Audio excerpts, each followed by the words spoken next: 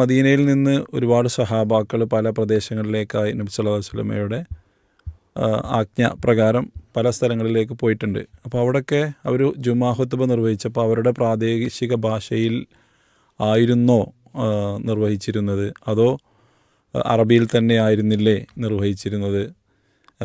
ആരാണ് പ്രാദേശിക ഭാഷയിൽ ആദ്യമായി ജുമാ ഖുത്ബകൾ അങ്ങനെ സ്റ്റാർട്ട് ചെയ്തത് എന്നൊക്കെയാണ് ഈ ഒരു ശ്രോതാവ് ചോദിച്ചിട്ടുള്ളത്.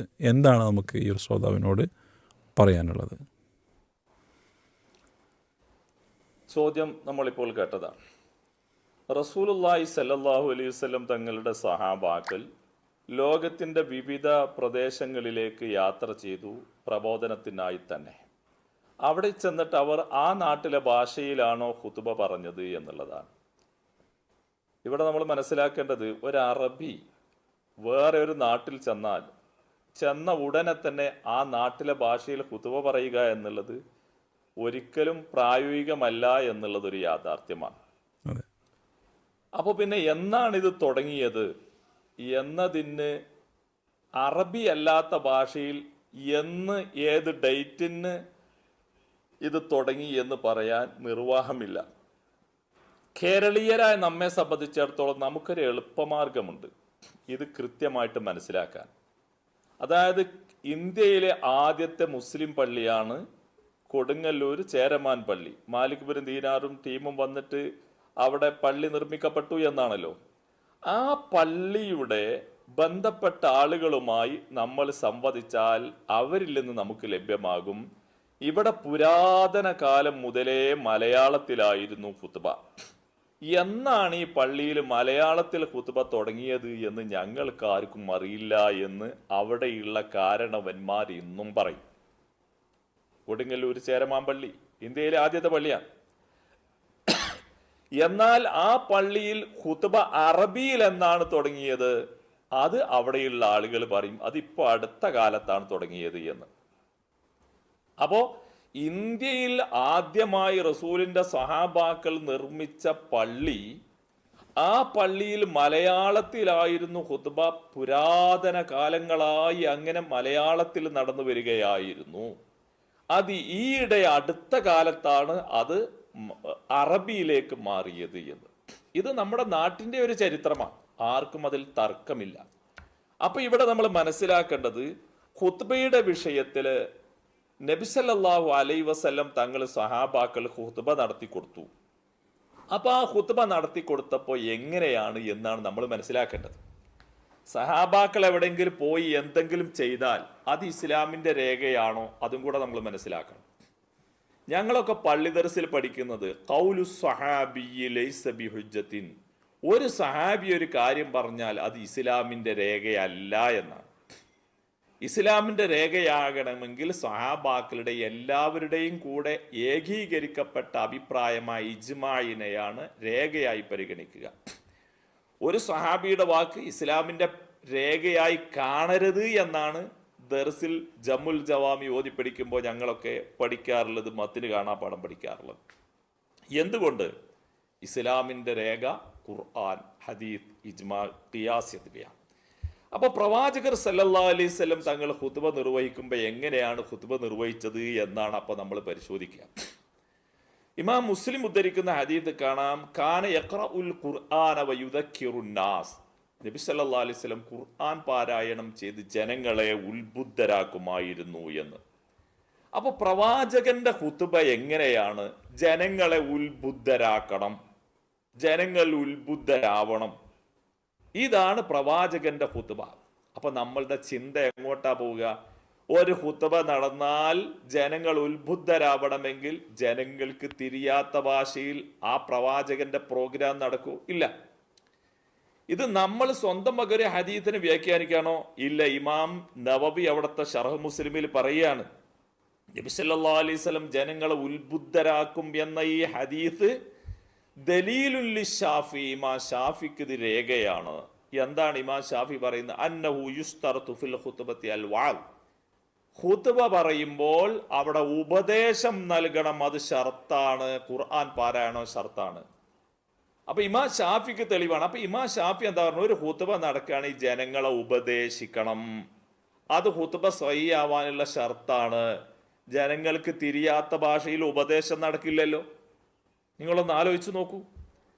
മഹാനായ ഇമാം ഷാഫി ലാ യസിഖുൽ ഖുത്ബതാനി ഇല്ലാ ബിഹംദില്ലാ വസ്സലാത്തി അലാ റസൂലില്ലാ, മാത്രമല്ല വൽ വഅദി, ഉപദേശവും ഇല്ലാതെ സഹിയാവൂല. അപ്പൊ ജനങ്ങളെ ഉപദേശിക്കാതെ ഖുത്ബ സഹിയാവൂല എന്ന് ഇമാം ഷാഫി റഹ്മത്തുള്ളാഹി പറയാൻ. എന്താണ് അതിന് കാരണം? റസൂലുള്ളാഹിയുടെ ഹദീത്താണ് ജനങ്ങളെ ഉത്ബുദ്ധരാക്കണം എന്ന്.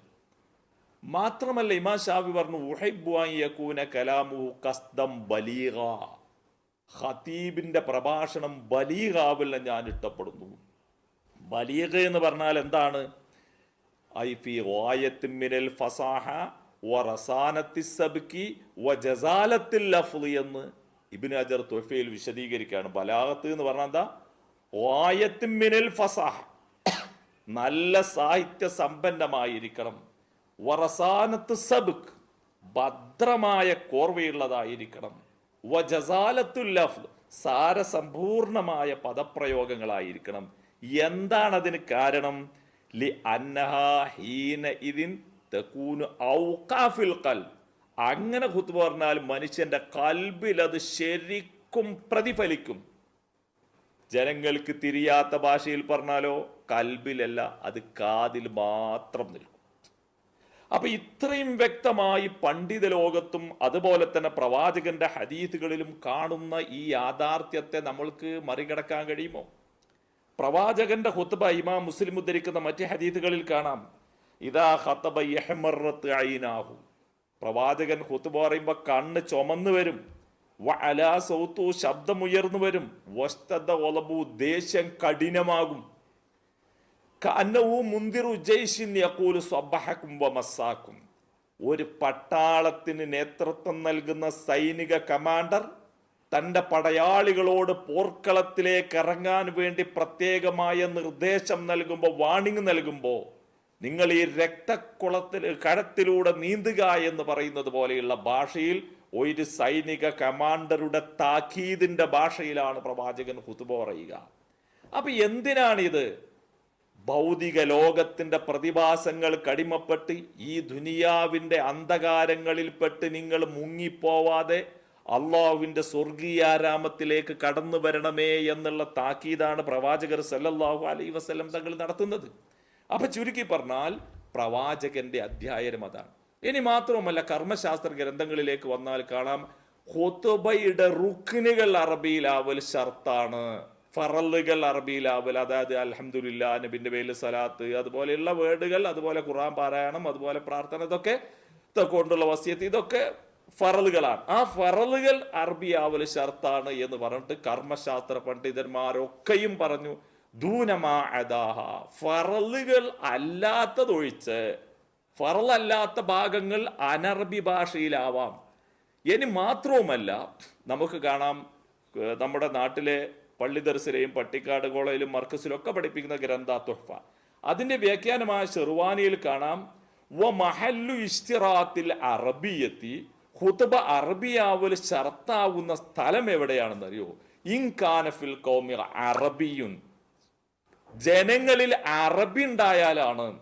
ജനങ്ങളിൽ അറബികളാകുമ്പോൾ അവരോട് അറബി അല്ലാത്ത ഭാഷയിൽ പറയരുത്. അറബിയാണ് സദസ്സിലുള്ളതെങ്കിൽ അവരോട് നിങ്ങൾ അറബിയിൽ പറയണം.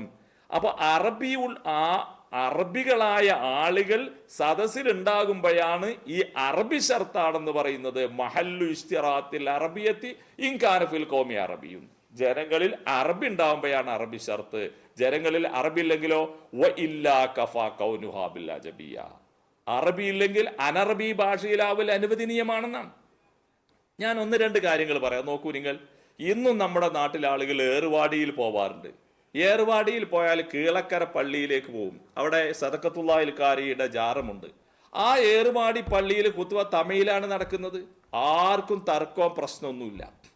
ബാംഗ്ലൂരിലെ സേട്ടു മസ്ജിദിലെ ഇമാമ് അബ്ദുൽ ഹമീദ് ജുനൈദി, അദ്ദേഹം അഖിലേന്ത്യാ സുന്നി ജമിയത്തുൽ ഉലമയുടെ പ്രസിഡന്റാണ്. അതിന്റെ സെക്രട്ടറി ആയിരുന്നു കാന്തപുരം എ പി അബൂക്കർ മുസ്ലിയാർ. ആ അബ്ദുൽ ഹമീദ് ജുനൈദി ഉറുദുവിലാണ് ബാംഗ്ലൂരിലെ സേട്ടു മസ്ജിദിൽ ഖുത്ബ പറഞ്ഞിരുന്നത്. മാത്രമല്ല സമസ്തയുടെ പതിറ്റാണ്ടുകളോളം ജനറൽ സെക്രട്ടറി ആയിരുന്ന ഇ കെ അബൂബക്കർ മുസ്ലിയാർ കാസർഗോഡ് ആലിയയിൽ മലയാളത്തിലായിരുന്നു വേലൂരിൽ നിന്ന് വന്ന ഉടനെ ഖുത്ബ നിർവഹിച്ചിരുന്നത്. അതുപോലെ സമസ്തയുടെ ഉന്നതന്മാരായ വാണിയമ്പലം അബ്ദുറഹ്മാൻ മുസ്ലിയാർ ആ പള്ളിയിൽ മലയാളത്തിലായിരുന്നു നിർവഹിച്ചിരുന്നത്. 10,000-കണക്കായ ഉസ്താദുമാരുടെ ഉസ്താദായ മഞ്ചേരി അബ്ദുറഹ്മാൻ മുസ്ലിയാർ മലയാളത്തിലാണ് ഖുത്ബ പറഞ്ഞിരുന്നത്. ഇന്നും നിങ്ങൾക്ക് മഞ്ചേരിയിലെ ടൗൺ പള്ളിയിൽ പോയാൽ കാണാം, അവിടെ മലയാളത്തിൽ ഖുത്ബ ഉണ്ടാകും. ആ അകത്ത പള്ളിയിൽ തലയെക്കെട്ടും കെട്ടി വെള്ള വസ്ത്രം അണിഞ്ഞ മുസ്ലിംമാര് കുട്ടികൾ നിരന്നിരിക്കുന്നുണ്ടാവും. ആ മിമ്പറിൽ നിന്ന് മലയാളത്തിൽ ഇന്നും ഖുത്ബ കാണാൻ കഴിയും.